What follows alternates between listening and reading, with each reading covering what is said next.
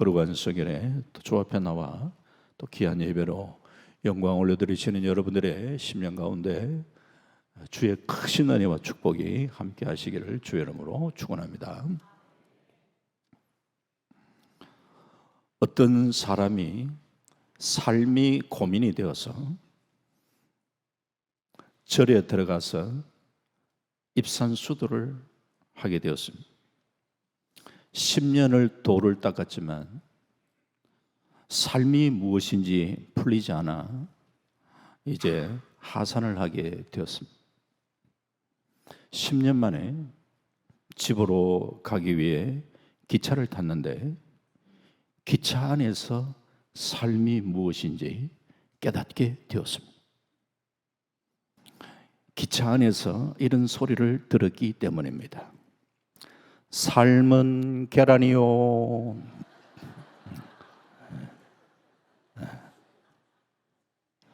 계란 파는 사람은 삶은 계란을 파는데 삶에 대해서 다 생각을 하다 보니까 그게 자기에게 팍 필이 꼽힌 거.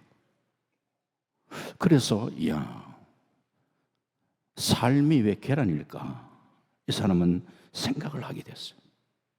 그래서 계란을 생각해 보니까 계란이 둥글둥글하니까 이 땅을 살아가면서 세상을 살아가면서 사람이 모나게 살지 말고 둥글둥글하게 살라는 그런 의미가 있구나. 또 계란을 가만히 또 생각을 해보니까 계란은 흰자와 노른자가 같이 합해져 있습니다. 세상을 살아갈 때 서로 다른 것이 이렇게 조화를 이루면서 살아야 하는 것이 그게 삶이구나 또 생각을 했습니다. 또 계란을 가만히 생각해 보니까 이 계란을 한참 동안 품고 있으면 거기에서 뿅아리가 태어나는 거죠. 세상을 살아가면서 사람들을 따뜻하게 품어주면은 이 세상이 새로운 세상으로 태어나겠구나. 아멘까지는 안 해도 되는데 계란을 통해서도 이렇게 나름대로 진리를 깨닫는 사람이 있는데 우리는 하나님의 말씀을 통하여 진정한 진리를 깨달을 수 있기를 주의 이름으로 축원합니다. 이때 아멘 하는 거예요. 우리가 신앙생활을 하면서 신앙생활에는 항상 성장이 있어야 합니다. 아멘. 아멘. 마태복음 13장은 하나님 나라 비유장이라고 얘기하는데 씨 뿌리는 비유가 제일 먼저 등장합니다. 물론 그 말씀을 여러 가지로 각도로 해석할 수 있는데 그 씨 뿌리는 비유를 생각해 보면서 천국은 말씀을 받는 사람의 마음밭에 따라 성장할 수도 있고 그렇지 않을 수도 있습니다. 그런데 우리가 신앙생활을 하면서 이런 얘기를 많이 듣습니다. 신앙의 성장을 하시려면 교회 출석을 잘 하셔야 됩니다. 그리고 목사님 통하여 주시는 말씀을 잘 들으셔야 됩니다. 그래서 꾸준하게 교회 출석을 하시면서 말씀을 잘 들으시면 어느새 내 신앙이 성장해 있을 겁니다. 라는 얘기를 하면서 콩나물 비유를 합니다. 콩나물을 키울 때에 콩나물에 물을 막 붓는데 그 물이 다 빠지는 것 같은데 여기에 시간이 흐르면 콩나물이 막 자라는 것처럼 우리가 말씀을 받기는 받는데 말씀을 듣고 다 흘러버리는 것 같고 다 새는 것 같고 그런데 세월이 흐르면 우리 신앙이 콩나물처럼 성장합니다. 이 얘기를 들으면 굉장히 그럴듯하고 굉장히 위로가 되는데 안타까운 것은 콩나물 비유는 성경에 없습니다. 오히려 마태복음 13장 12절에 무릇 있는 자는 받아 넉넉하게 되고 없는 자는 그 있는 것도 빼앗기리라. 이게 하나님 나라의 비밀입니다. 무릇 있는 자는 받아 넉넉하게 되고 없는 자는 그 있는 것까지 빼앗긴다 그랬어요. 세상의 법칙과는 다릅니다. 은혜는 받은 사람이 더 받으려고 애를 씁니다. 기도의 은혜를 체험한 사람이 더 기도하려고 애를 쓰고 그렇게 하다가 더 큰 은혜 받습니다. 그런데 신앙생활을 제대로 하지 않으면은 내가 좀 받았던 은혜만이라도 어느 순간 빼앗길 수 있습니다. 그래서 신앙의 성장이냐 퇴보냐 이 둘 중에 하나인데 신앙의 정지는 없습니다. 우리는 은혜 위에 은혜를 더하는 믿음의 성장이 있는 삶을 살아갈 수 있기를 바랍니다.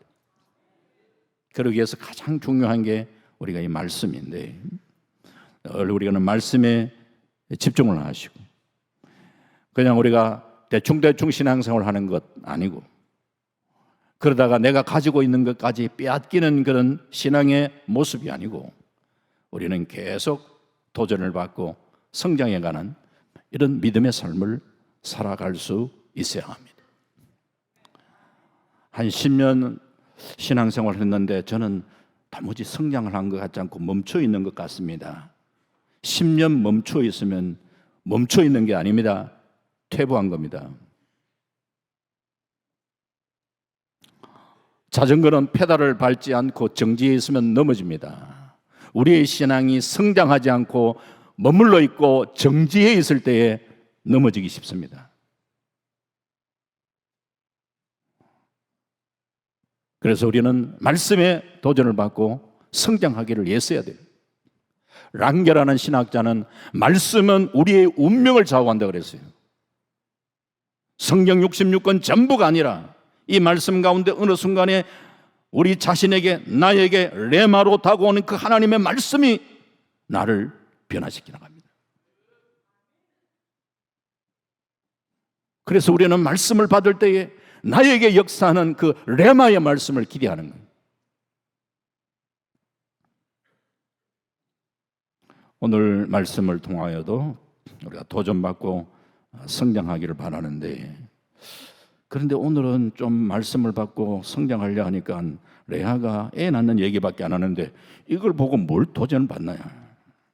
그렇잖아요. 그러나 제가 설명을 드리면은 이 아이 낳는 것과 우리가 신앙생활을 연결지어서 생각해 볼 수 있습니다. 일단 레아가 첫 번째 아들을 낳았어요. 첫 번째 아들 이름이 루벤의 이름 뜻이 뭐냐? 갈로 열고 보라 아들이라.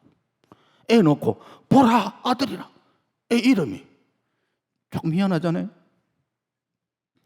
창세기 29장 오늘 32절에 레아가 임신하여 아들을 낳고 그 이름을 루벤이라 하여 이르되 여호와께서 나의 괴로움을 돌보셨으니 이제는 내 남편이 나를 사랑하리로다 하였더라. 오늘 설교 제목이 레아의 신앙 성장입니다. 레아가 자녀를 생산하는 것이 우리 신앙 성장과 무슨 상관이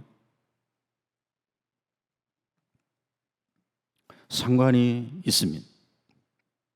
우리나라 사람들도 그러한 경향이 있는데 이스라엘 사람들도 자녀를 낳으면서 자녀의 이름 속에 부모의 기대, 부모의 소망, 부모의 신앙이 담겨진 경우가 많습니다. 우리나라 사람들 요즘은 거의 그렇지 않는 것 같습니다. 과거에는 아무래도 아들을 선호해서 그래서 딸 많은 집안에 아이고 딸 그만 낳아라 이런 소망을 담아서 이 딸아이 많은 집안에 그 딸 이름 꼭지, 말숙이, 말자, 말순이 꼭 명심하고 다음에 아들 낳았고 명심이 아이고 이거 원통하다. 원통이, 한심이, 서운이, 이 다 이 아들을 선호하는 그런 어떤 생각 속에 붙여진 이름이죠. 레아가 아들을 낳는데 이름이 그냥 르벤, 보라 아들이라. 왜 그렇게 지었을까? 레아 한편 생각해 보면요, 참 불쌍한 여자예요. 여성으로 빼어난 미모를 지닌 것도 아닙니다. 연애를 제대로 해본 것도 아닙니다. 동생이 먼저 시집을 가는데 첫날 밤 동생 대신에 신랑한테 들어가서 야곱 부인이 되었어요. 이래 또 이렇게 결혼하는 사람이 있어요? 참 희한한 그런 결혼이잖아요. 기왕이 어쨌든 시집 갔으면은 남편의 사랑을 조금이라도 더 받고 살면 좋을 텐데 남편은 여전히 동생 라헬을 좋아합니다. 자존심이 있는 여자라면은 야, 내가 이렇게 살아도 되나? 막 죽고 싶다. 이런 생각 안 들겠어요? 그러던 중에 이 레아가 남편 야곱을 통해서 첫 아들을 낳았는데, 이야, 성경 말씀에 여호와께서 나의 괴로움을 돌보셨구나. 얼마나 힘이 들었는지. 이 결혼 생활, 이게 결혼 생활도 아닌 것 같고, 이게 과연 결혼 생활이나 너무 힘들고 그랬는데 남편을 통하여 아들을 낳고 난 다음에 이제 남편이 나를 사랑하겠지, 이제 남편이 나를 사랑하겠지라는 이런 소망을 담아서 이 안에 아들 낳았다. 보라 아들이라 그랬어요. 보라 아들이라. 아들 낳고 얼마나 좋았으면.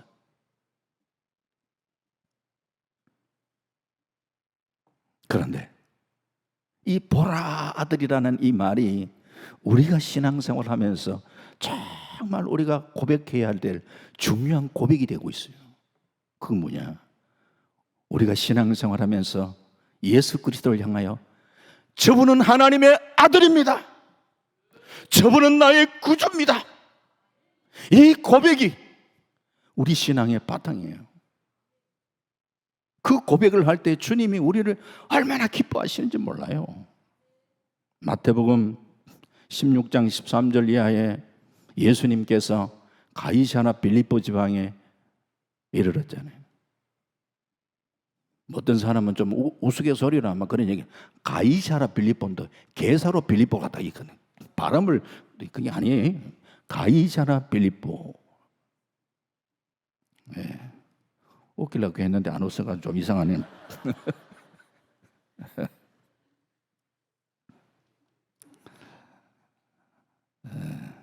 옛날에 이제 그걸 좋아하시는 분들이, 그 원조가 예수님이라는 걸 억지로 갖다 붙이려고 이제 그런 얘기를 한 적이 있어요. 가이사랴 빌립보 지방에 이르렀을 때 사람들이 인자를 누구나 아느냐 질문했죠. 그 들어는 세례 요한, 들어는 엘리야, 어떤 애는 에레미야나 선지자 중에 하나라 답변한. 너희들은 나를 누구라 하느냐? 그때에 시몬 베드로가 주는 그리스도시요 살아계신 하나님의 아들입니다라고 고백하잖아요. 이때에 우리 예수님이 얼마나 기뻐하셨는지. 봐요, 나 시몬아, 네가 복이 있도다. 이를 알게 하는 이는 혈육이 아니요 하늘에 계신 내 아버지다. 너무 기뻐하시면서 그렇게 반응하셨어요. 어떤 가정에 있었던 일입니다. 상당히 공부를 많이 한 사람인데 이제 가정을 가지고 아기를 낳았는데 아기가 성장하면서 자폐증 증상을 가지고 있다는 걸 알았어요. 엄마 아빠에게 엄마 아빠라는 말을 하지 못하는 것, 참 안타깝죠. 이 가정에 이 아이가 큰 기도의 제목이 되었고 엄마 아빠가 더 많은 사랑을 이 아이에게 쏟아붓습니다.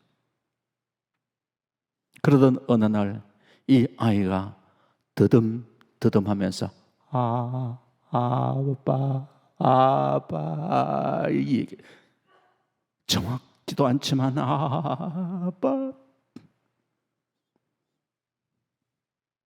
이 아빠라는 말에 이 아빠가 너무너무 감격이 되어가지고 자기가 아는 선배에게 전화를 합니다. 선배님, 우리 집에 걔가요 오늘 제게요 아빠라고 했어요. 아빠라고. 그 감격을 선배에게 얘기하는데 그 얘기했던 선배가 나를 알거든. 내가 그 얘기를 들은 거예요. 영적으로 예수 그리스도를 알지 못하고 하나님을 아버지라 부르지 못했던 우리들이 어느 순간 하나님의 은혜로 예수 그리스도가 메시아됨을 깨닫고 하나님을 아버지라고 부르고 예수님은 하나님의 아들입니다. 그분은 나의 메시아입니다. 나의 구주입니다. 이 고백이 우리 주님을 얼마나 감동시키는. 저는 이 산부에 나와서 오늘 예배드리시는 사람 모든 성도님들이 예수는 나의 주님이십니다. 예수님은 하나님의 아들이십니다. 이 고백이 여러분들의 모두의 고백이 되시길 주의 이름으로 축원합니다.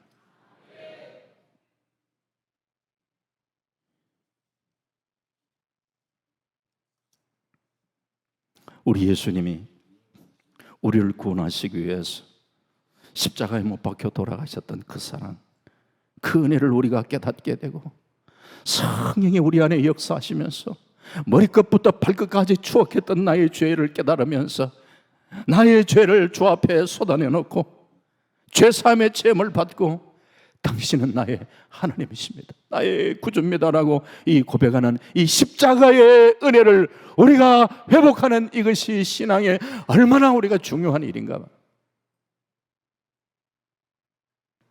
지난 주간에 제가 아는 어떤 집사님 제게 자주 전화하고 그러시는 분이 아닌데 전화를 주셨어요. 울먹이는 목소리로 목사님, 제가 너무 사랑하는 진료가 있는데요, 암이 온몸에 퍼져가지고 얼마 전 수술을 해서 모든 장기를 다 드러내고 이제는 먹는 것도 힘이 들어서 곡기를 끄는 상태입니다. 그런데 안타깝게도 예수를 아직 믿지 않고 있습니다. 예수님을 영접하고 천국 갈 수 있도록 목사님 한번 오셔서 그 진료에게 복음을 좀 전해주시고 영접 기도를 해주시면 안 되겠습니까? 그러세요. 바로 가겠습니다. 집에 갔더니 거실에 침대를 두고 누워 계셨습니다. 제가 목사라고 소개를 했더니 지금은 제가 앉을 수가 없어 너무 죄송하다고 그렇게 얘기를 합니다. 그래서 그거 신경 쓰지 마시라고. 이번에 나이는 60이 약사로 일하셨던 분이셨습니다.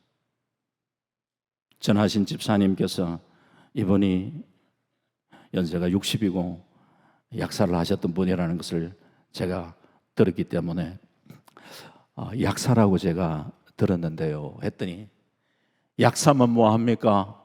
제 몸이 이런데요. 제가 긴 말씀을 보니까 드릴 수 있는 상황은 아니고 얼마 전은 가정에 예수를 영접했다는 그 한 번의 얘기를 간단하게 소개를 하면서 우리에게 죽음이 온 이유는 다름이 아닙니다. 우리 세포가 노화해서 생물학적으로 우리가 노화해서 죽는 것이 아니라 성경은 죄 때문에 우리에게 죽음이 왔다고 분명하게 얘기를 합니다. 그러나 죄 문제 우리 인간이 해결할 수 없습니다. 그 죄 문제 해결하기 위해서 우리 예수님이 이 땅에 구주로 오셨습니다. 이 예수를 나의 구주로 영접하면은 그 죄 문제가 해결 안 받고 천국 갈 수 있음에 대한 얘기를 간략하게 얘기를 드리고 예수를 이 시간이라도 구주로 받기를 원하십니까? 모시기를 원하십니까? 예, 그래요. 그러면 제 기도에 한마디씩 한마디씩 따라 하실 수 있겠습니까? 했더니 힘이 드시는지 목사님 속으로 하면 안 됩니까? 힘드시더라도 제 따라 하세요. 따라 하셔야 됩니다. 예,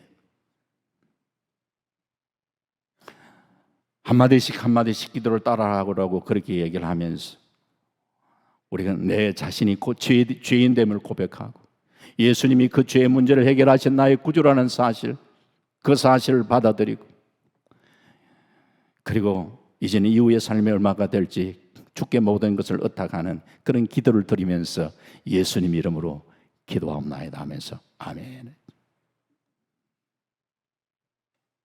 예수님이 우리의 구주십니다. 예수님은 하나님의 아들이십니다.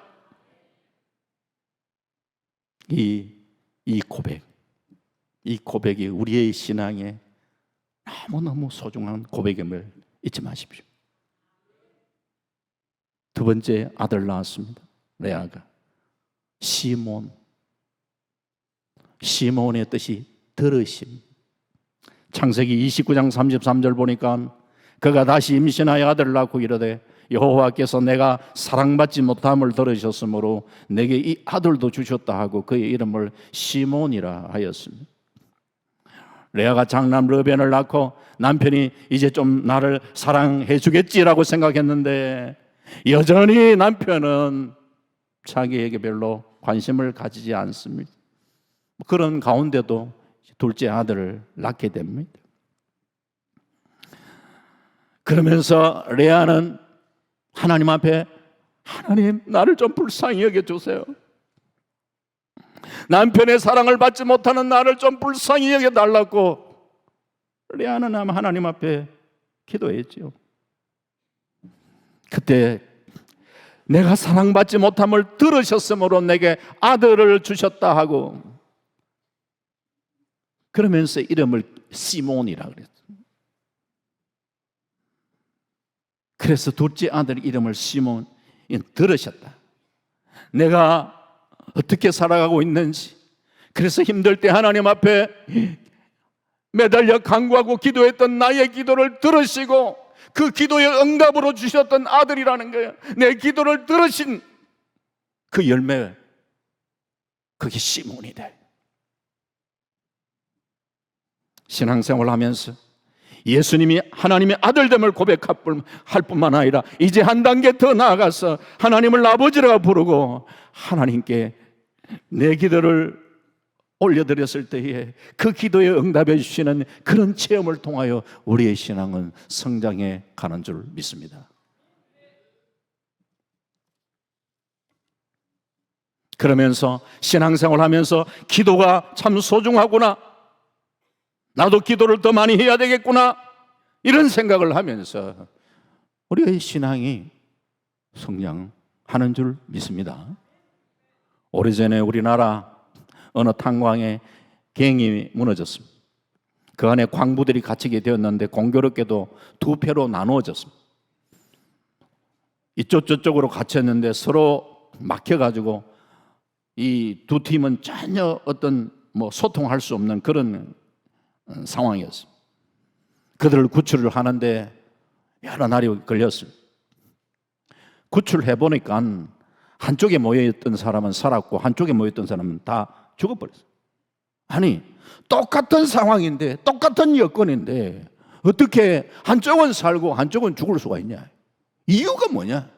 살펴봤더니만 다른 이유 없어요. 한쪽에는 전화선이 있었고 한쪽에는 전화선이 없었고, 단지 그것 차이. 전화선이 없는 그 집단, 거기에는 이제 우리가 어떻게 되나 아무런 소망이 없고 지금 상황이 어떤지 아무것도 모르니까 이거 우리는 막 끝났구나 생각을 하고 그냥 절망 가운데 있다가 다 죽어버려. 그런데 한쪽에는 전화선이 연결되어 있습니다.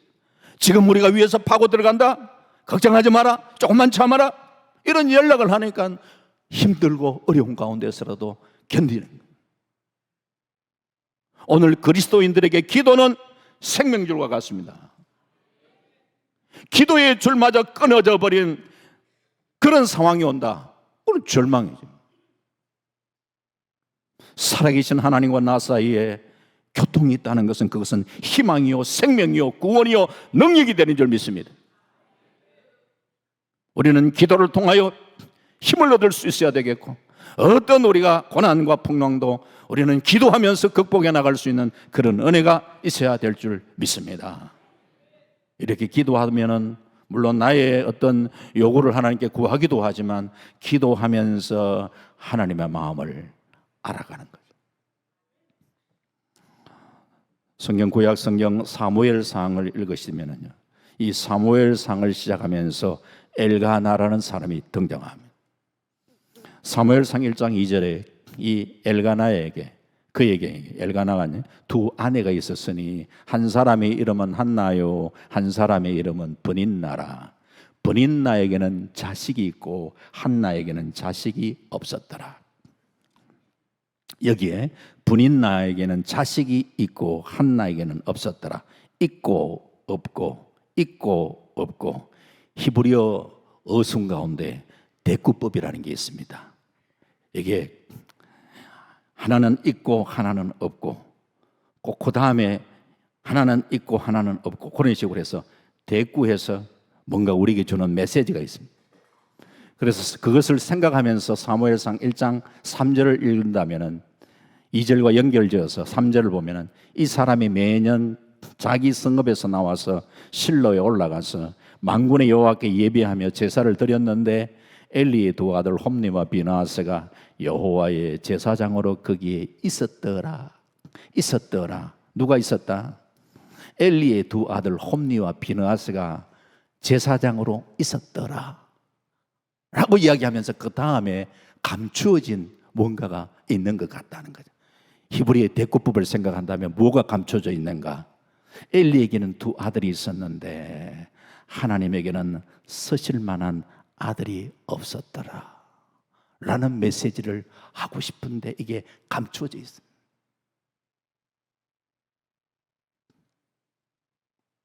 브닌나는 자식도 없는 한나가 남편의 사랑을 더 받는 걸 보고 한나를 막 그냥 격분시킨. 그때 사무엘상 1장 10절에 한나가 마음이 괴로워서 여호와께 기도하고 통곡하여. 사무엘상 1장 12절에 그가 여호와 앞에 오래 기도하는 동안에 엘리가 그의 입을 주목했다 그랬어요. 억울하고 답답한 일을 만났는데 그때에 하나님 앞에 나와 매달려 통곡하고 기도하는 이 한나, 참 그게 중요한. 오늘 우리 사랑하는 성도님들도 살다 보면 어떤 고통도 어려움도 상처도 우리가 받을 때가 있지만 이런 가운데 그거로 그냥 가만히 머물러 있었어요. 주님 앞에 나와 호소하고 매달리는 간구의 기도가 필요한, 마음의 한을 붙잡고 주님 앞에 나와 한 맺힌 기도를 하나님 앞에 올려드리다가 한나가 하나님의 마음을 읽게 된 거예요. 이 일에 성령의 역사하심, 우리가 간절히 기도할 때에 주시는 눈물이 있고, 이런 눈물 속에 하나님의 마음을 우리가 조금씩 깨달을 때가 있고, 한나가 기도하면서 나도 자식이 없지만 하나님께서도 이 시대에 하나님이 필요한 하나님의 사람이었구나, 그 하나님의 마음을 읽으면서 단순하게 아들 주시면 내가 하나님 앞에 그냥 드리겠습니다, 그냥 거래하듯이 그렇게 서운한 게 아니라 기도하면서 하나님 마음을 읽으면서, 하나님 저도 자식이 없지만 참 이 시대에 필요한 하나님이 찾으시는 하나님께서도 아들을 찾으시는 모습을 보면서 하나님이 내게 아들 주시면 하나님께 드리겠습니다. 한나의 이 한 맺힌 통곡의 기도를 사용하셔서 사사시대와 왕정시대를 이어가는 역사의 중요한 시점에 귀한 인물을 태어나게 하시고 하나님의 구속 역사를 이루어가는, 당시 시대에 아이 없는 여자가 한나밖에 없었습니까? 그렇지 않죠. 한나는 단순히 자신의 팔자 탓, 운명 탓으로 돌리지 않고 그 문제를 하나님 앞에 가지고 나와 기도하고 매달리고, 그런 가운데 사무엘을 낳는 복을 받게 받게 된 거죠. 우리 동부교회 4대 담임 목사 청빙을 위하여 오랫동안 우리가 기도해 오고 있는데 아직 청빙을 하지 못하고 있습니다. 어쩌면은 큰 기도의 제목에는 거기에 걸맞는 기도의 양을 채우시기 원하시는 하나님의 뜻이 담겨 있는 경우가 많다고 저는 봅니다. 그렇다면 우리 성도님들이, 더 많은 성도님들이 이 일을 위하여 기도할 수 있기를 바랍니다. 때가 되면 오시겠지만 안 오시면 박 목사님 계시잖아. 이렇게 하지 말고.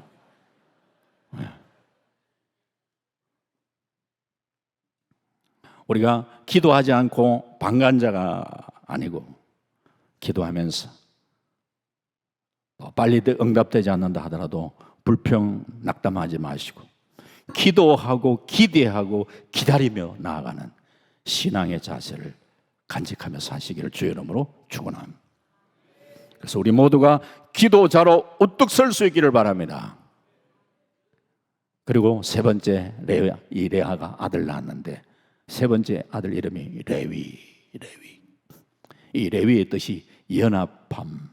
창세기 29장 34절에 그가 또 임신하여 아들 낳고 이르되 내가 그에게 새 아들 낳았으니 내 남편이 지금부터 나와 연합하리로다 하고 그의 이름을 레위라 하였으며, 오늘 우리의 삶 속에 나의 기도를 들으시는 하나님을 우리가 경험하고 그렇게 신앙생활을 하시는 분 많습니다. 그러나 한 단계 더 나아가 주님과 연합하여 신앙생활을 하시는 분은 과연 얼마나 될까? 그건 모르겠어요.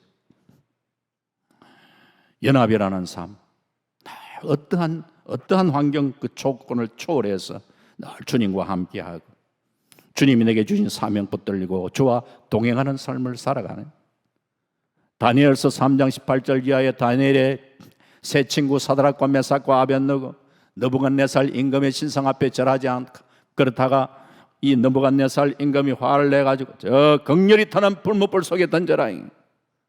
그래도 우리들은 그 느부갓네살 신상 앞에 절할 수가 없습니다.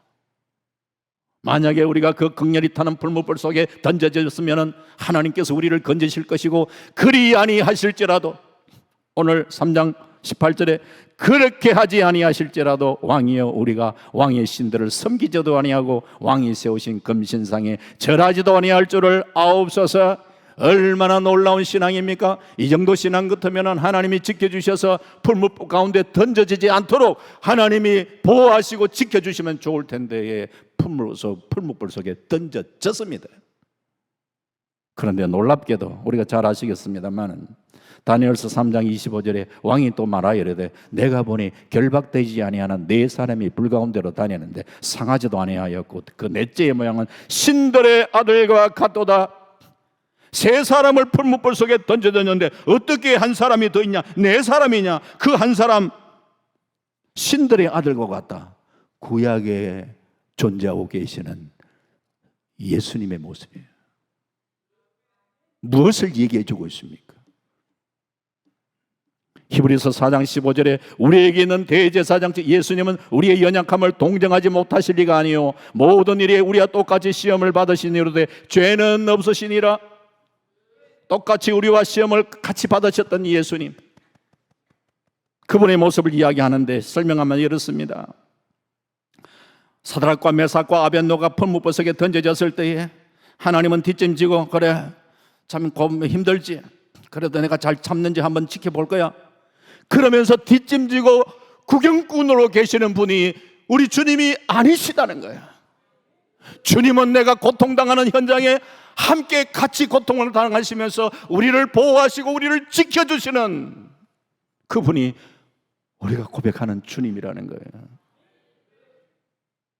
그러기에 그 주님과 우리가 연합하는 삶을 살아갈 수 있어야 되겠고, 바울이 고백하듯이 빌립보서 4장 12절에 내가 비천에 처할 줄도 알고 풍부에 처할 줄도 알고 모든 일에 배고픔과 배부름과 배고픔과 풍부와 궁핍에도 처할 줄을 일체의 비결을 나는 배웠다.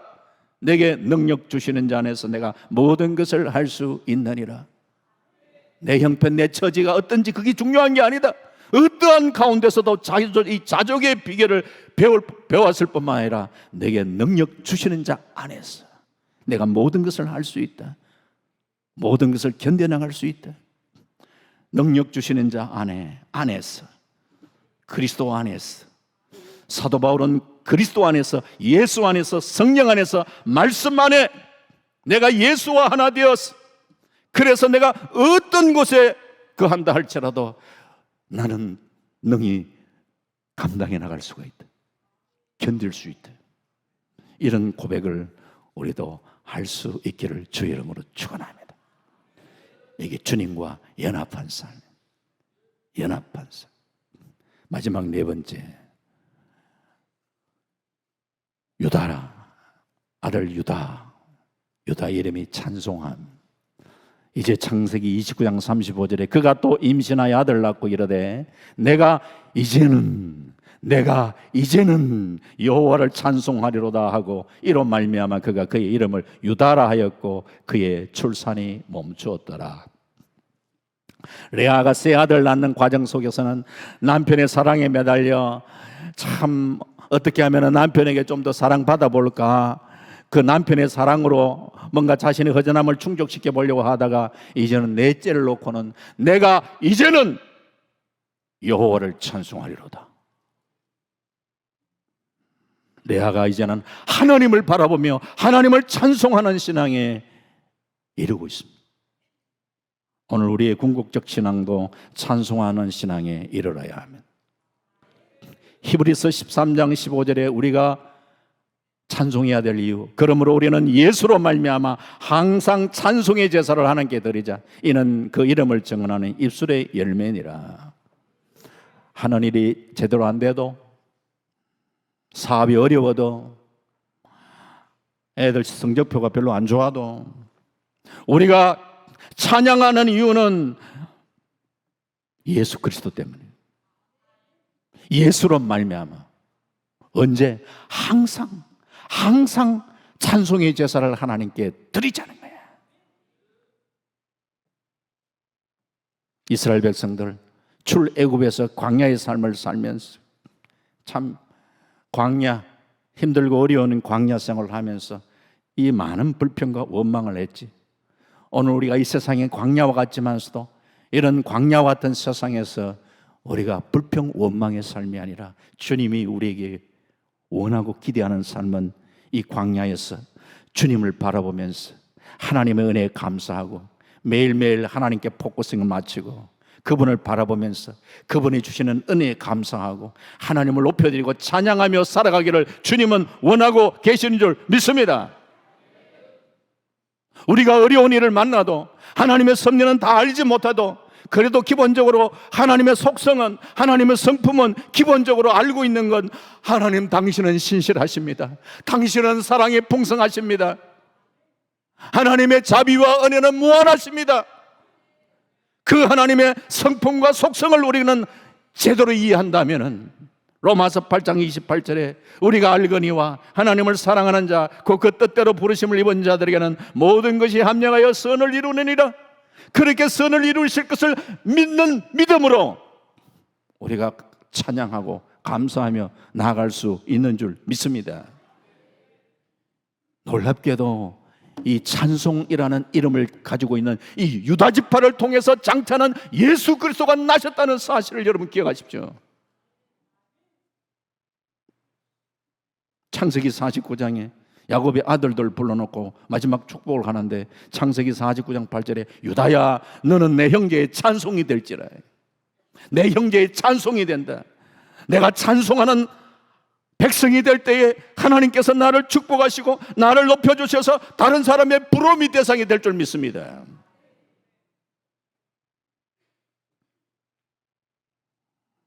이렇게 내 아들 낳고 끝나는 줄 알았는데 창세기 30장 보면은 또 하나님이 덤으로 이사갈 스불론을 더 주시는데 여기는 그 이름 속에서는 인간적인 또 모습이 또 남아 있습니다. 신앙이라는 것은 올라갈 때도 있고 내려갈 때가 있는 거예요. 레아의 신앙의 최고조가 유다 찬송함 이렇게 됩니다. 오늘 우리는 그 최고조의 그 신앙의 모습을 목표로 삼고, 맞아, 그렇지, 신앙에는 굴곡이 있는데 확 떨어지면 안 되잖아요. 조금 그 굴곡이 있을 수 있지만 올라가 하는 그 신앙의 모습으로 우리는 살아갈 수가 있어야 되는 거예요. 말씀 맺습니다. 말씀을 통해 은혜를 받고 내 자신이 다시금 십자가의 은혜를 회복하고 예수님이 하나님의 아들됨의 감격을 간직하며 사시기를 바랍니다. 하나님을 아버지라고 담대히 부르며 오늘 우리가 기도가 회복되는 은혜가 있기를 바랍니다. 이제는 어디든지 주님과 연합하는 삶을 사는, 그래서 그 예수로 말미암아, 주님으로 말미암아 만족한 삶을 살아갈 수 있기를 바랍니다. 광야 같은 세상을 살면서 늘 하나님을 높여드리고 찬송으로 영광 올려드리는 믿음의 아름다운 삶을 살아갈 수 있는 우리 모두가 되시기를 주님의 이름으로 축원합니다. 아멘. 하나님 감사합니다. 인간적으로 보면은 참 불쌍했던 레아지만, 그러나 하나님은 놀라운 섭리가 있었고, 또 레아가 자녀를 낳는 과정 속에 신앙에 성장하는 모습들을 바라볼 뿐만 아니라 네 번째 아들 유다를 통해서는 예수님이 유다 지파를 통해 오셨다는 이 놀라운 메시지를 오늘 우리들이 또한 듣게 됩니다. 하나님, 우리가 이 땅을 살아가며 광야 같던 이 세상 속에서라도 오늘 우리들도 우리의 신앙이 자라나고 성장해가고 오직 하나님을 높여드리고 찬양하는 성숙한 믿음의 삶을 살아가는 우리 모두가 될 수 있도록 역사하여 주옵소서. 감사드리고 예수님 이름으로 기도하옵나이다. 아멘.